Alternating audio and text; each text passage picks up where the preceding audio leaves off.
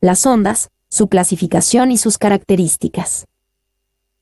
Considero importante extenderme algo sobre este tema de las ondas, porque veremos que conceptos de la mecánica ondulatoria están íntimamente ligados a la física cuántica. Un autor señala que usar a las ondas ordinarias en formas o maneras inusuales es el secreto de la teoría cuántica. Todas las ondas, no importa cuán exóticas sean, están construidas con un mismo plan y toman sus órdenes del mismo libro, de allí que las ondas cuánticas seguirán las mismas reglas que las ondas en general. Ahora bien, ¿qué conocemos de las ondas ordinarias? La mayoría de las personas ha tenido experiencia con las ondas. Por ejemplo, al arrojar una piedra en un tanque de agua se forman ondas. Si ponemos un corcho veremos que él mismo se mueve hacia arriba y hacia abajo, pero que no se traslada en la dirección que vemos. Se trasladan las ondas, como círculos que se abren desde el centro donde cayó la piedra. Estas ondas acuáticas constituyen un ejemplo de una amplia variedad de fenómenos físicos que presentan características análogas a las ondas. El mundo está lleno de ondas sonoras, mecánicas, tales como la onda que se propaga en una cuerda de una guitarra, ondas sísmicas que pueden transformarse en terremotos, ondas de choque que se producen cuando, por ejemplo, un avión supera la velocidad del sonido, es como un estampido, y otras ondas más particulares porque no son tan fácilmente captadas con los sentidos o no es tan sencillo interpretar su origen, son las ondas electromagnéticas. Entre estas están la luz visible, las ondas de radio, las señales de TV, los rayos X, muchas de las cuales permiten el funcionamiento de algunos adminículos por todos conocidos. El control de canales de TV para hacer zapping, los T-celulares, DirecTV, Internet por aire. El concepto de onda es abstracto. Aquellas ondas que viajan en un medio material se denominan ondas mecánicas. Cuando se observa lo que denominamos una onda en el agua, lo que en realidad se contempla es una nueva disposición de la superficie del agua. Sin la presencia del agua no existiría onda alguna.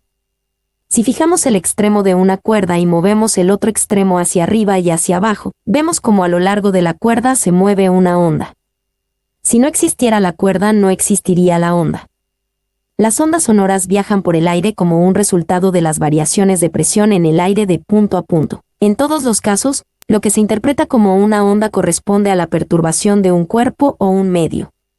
En consecuencia, una onda puede considerarse como el movimiento de una perturbación.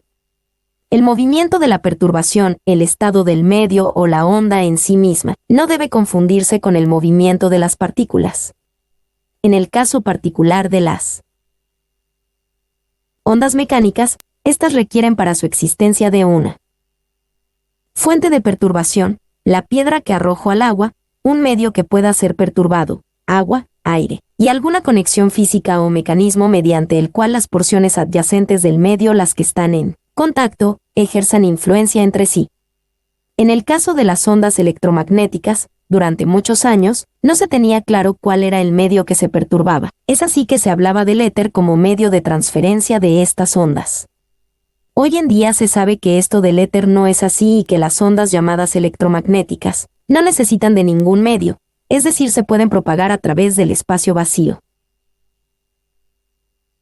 El estudio de las ondas se hace sobre una representación gráfica de la misma, que es la forma de la función senoidal o seno y igual a f, x, igual a sen, x más, ya veremos su significado, el cual es bastante simple para aquellos con ciertos conocimientos de trigonometría. Si bien no todas las ondas siguen esta función, un teorema muy importante de un matemático llamado Fourier demostró que cualquier onda puede ser descompuesta como una suma única de ondas componentes senoidales. Este teorema, además de facilitar el estudio profundo de la mecánica ondulatoria, permite también, para aquellos que no queremos profundizar tanto, representarnos gráficamente con facilidad lo que es una onda, dado que la función seno o senoidal es la que se forma en una cuerda cuando movemos sus extremos hacia arriba y abajo repetidamente. Veamos ahora algunos conceptos físicos que se utilizan para caracterizar a las ondas. La longitud de onda es la distancia entre dos puntos idénticos de la onda. Por ejemplo, entre dos crestas consecutivas en el agua, tiene unidades de distancia, mm, cm, m, etc. La máxima altura de la onda se denomina amplitud y también se mide en unidades de distancia. El periodo es el tiempo t que tarda la onda en recorrer un ciclo, es decir, en volver a la posición inicial, por ejemplo, de una cresta a la cresta siguiente. La frecuencia es lo que mide el número de veces / ciclos que un punto de la superficie sube y baja en un segundo, unidades de ciclos o veces por segundo, es decir, unidades de la inversa del tiempo. En otras palabras, la frecuencia es la rapidez con la cual la perturbación se repite por sí misma. La frecuencia es la inversa del periodo t, f igual a 1 / t. La velocidad de propagación de la onda. Dado que velocidad es espacio dividido el tiempo en que se recorrió dicho espacio, en nuestro caso podemos expresarlo como longitud de onda / periodo, y como la inversa del periodo, 1 / t, es la frecuencia. Entonces tenemos que v igual a f. Esta dependerá de las propiedades del medio que experimenta la perturbación. Por ejemplo, las ondas sonoras se propagan en el aire a una velocidad menor que a través de los sólidos. Las ondas electromagnéticas que se propagan en el vacío, es decir, que no requieren medio que se perturbe para propagarse, lo hacen a una velocidad muy alta de 300.000 km/s, la velocidad de la luz que se la denomina c. El ángulo de fase, si bien es más complejo decir qué es sencillo entender su significado. Cada punto de una onda posee una fase definida que indica cuánto ha progresado o avanzado dicho punto a través del ciclo básico de la onda. Escuchamos la idea de fases de la luna, que indica justamente dónde está la luna respecto a su ciclo, el cual se repite siempre, por eso es ciclo. Las fases de las ondas son las que gobiernan lo que ocurre cuando dos o más ondas se encuentran. Si dos ondas en el agua se cruzan, puede ocurrir que cuando una esté en la cresta máxima, la otra esté en la mínima, y como consecuencia de esto se aplaca el movimiento en el lugar de cruce de ambas, es decir, el máximo cancela al mínimo. Esta superposición de ondas se da así porque ambas ondas que se encontraron estaban fuera de fase, es decir, tenían diferentes ángulos de fase, estaban desfasadas. Es la diferencia de fase entre ondas que se superponen lo que produce el fenómeno de interferencia, que posteriormente veremos como uno de los primeros problemas extraños de la física clásica, la doble naturaleza de la luz-onda-partícula. La polarización. Este concepto explica en qué dirección se desplaza el medio. Así decimos que si el medio se desplaza perpendicularmente a la dirección de la onda, tenemos una onda polarizada transversalmente. Tal como se explica en el caso de ondas transversales, una onda puede tener infinitas polarizaciones, dado que son infinitos los planos que contienen a la recta que marca la dirección del movimiento de la onda. El fenómeno de la polarización es el que comprobamos cuando usamos anteojos negros. Los mismos contienen alguna sustancia que actúa como filtro, no dejando pasar determinadas direcciones de propagación, eliminando así los reflejos o el encandilamiento. Como decíamos, una de las formas más simples de demostrar el movimiento ondulatorio es al sacudir uno de los extremos de una cuerda larga que está sujeta en el otro extremo y en tensión.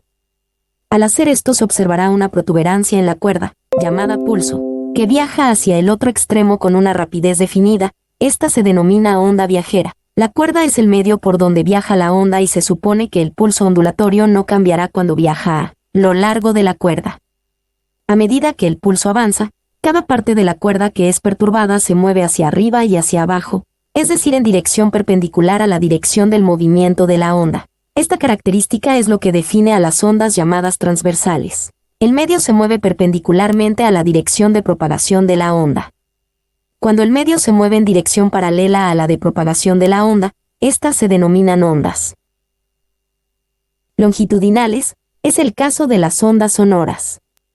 Algunas ondas en la naturaleza son una combinación de ambos tipos. Todas las ondas transportan energía consigo misma en la dirección de su movimiento, pero no transportan materia.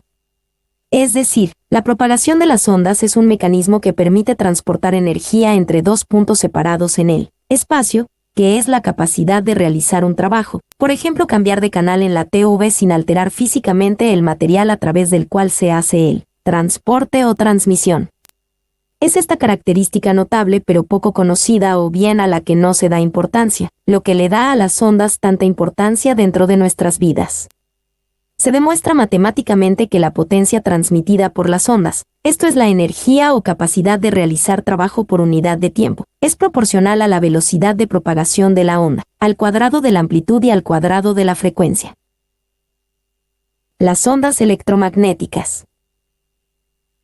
Hasta aquí describíamos las ondas mecánicas, las cuales corresponden a la perturbación de un medio. Las ondas electromagnéticas, a diferencia de las mecánicas, no necesita de un medio para su existencia. Las ondas electromagnéticas ocurren como consecuencia de dos efectos. Un campo magnético variable genera un campo eléctrico. Un campo eléctrico variable produce un campo magnético.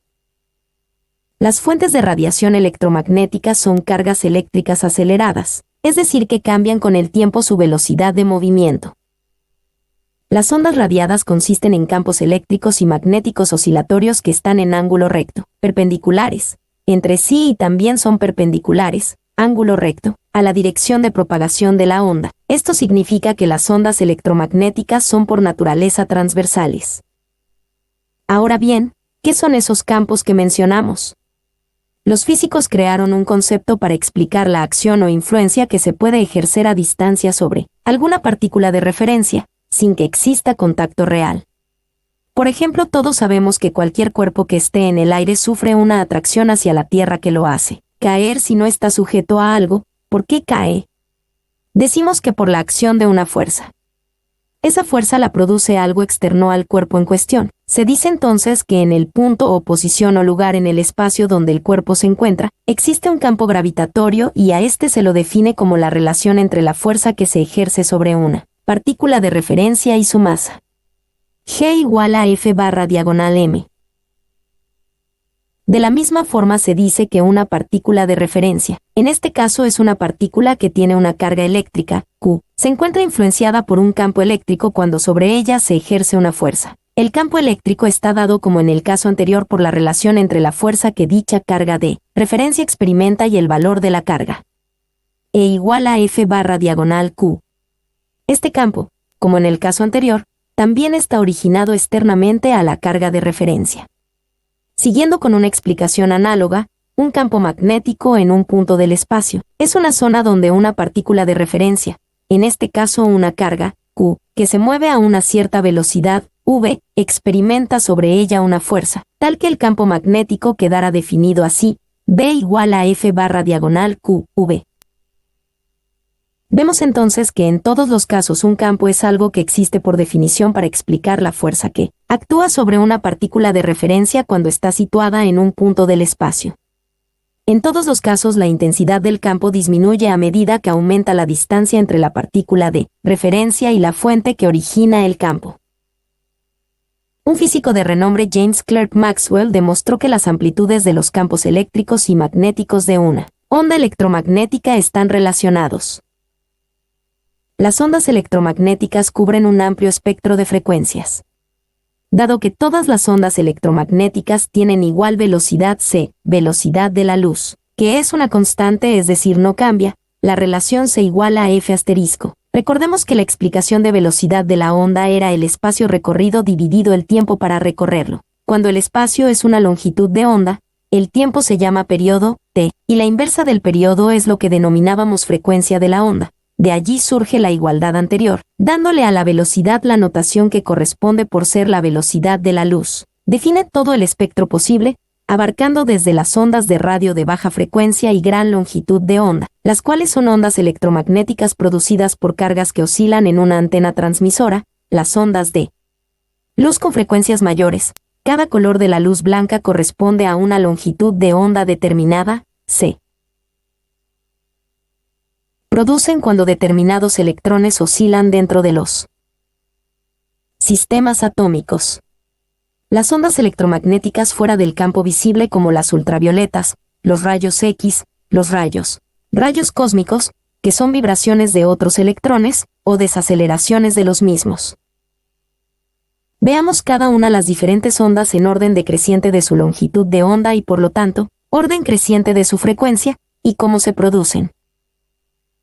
Ondas de radio son el resultado de la aceleración de cargas a través de alambres conductores. son generados por dispositivos electrónicos. Microondas, que son ondas de radio de longitud corta también generadas por dispositivos electrónicos, se utilizan en sistemas de radar y para hornos a microondas. Ondas infrarrojas, llamadas también térmicas, llegan hasta la luz visible, el rojo del espectro. Se producen por la vibración de los electrones de las capas superiores de ciertos elementos. Estas ondas son absorbidas fácilmente por la mayoría de los materiales. La energía infrarroja que absorbe una sustancia aparece como calor, ya que la energía agita los átomos del cuerpo e incrementa su movimiento de vibración o translación, lo cual da por resultado un aumento de la temperatura. Ondas visibles son la parte del espectro electromagnético que puede percibir el ojo humano. La luz se produce por la disposición que guardan los electrones en los átomos y moléculas. Las diferentes longitudes de onda se clasifican en colores que varían desde el violeta, el de menor longitud de onda, hasta el rojo, el de mayor longitud de onda, de 4 a 7 por 10-7. La máxima percepción del ojo humano se produce en la longitud de onda del amarillo verdoso. Ondas ultravioletas, que se producen por vibraciones de mayor frecuencia, producidas por ejemplo en el Sol. Rayos X, cuya fuente más común es la desaceleración de electrones que viajan a altas velocidades, alta energía, al chocar en un bombardeo de un blanco metálico. Rayos, que son ondas electromagnéticas emitidas por núcleos radioactivos durante ciertas reacciones nucleares.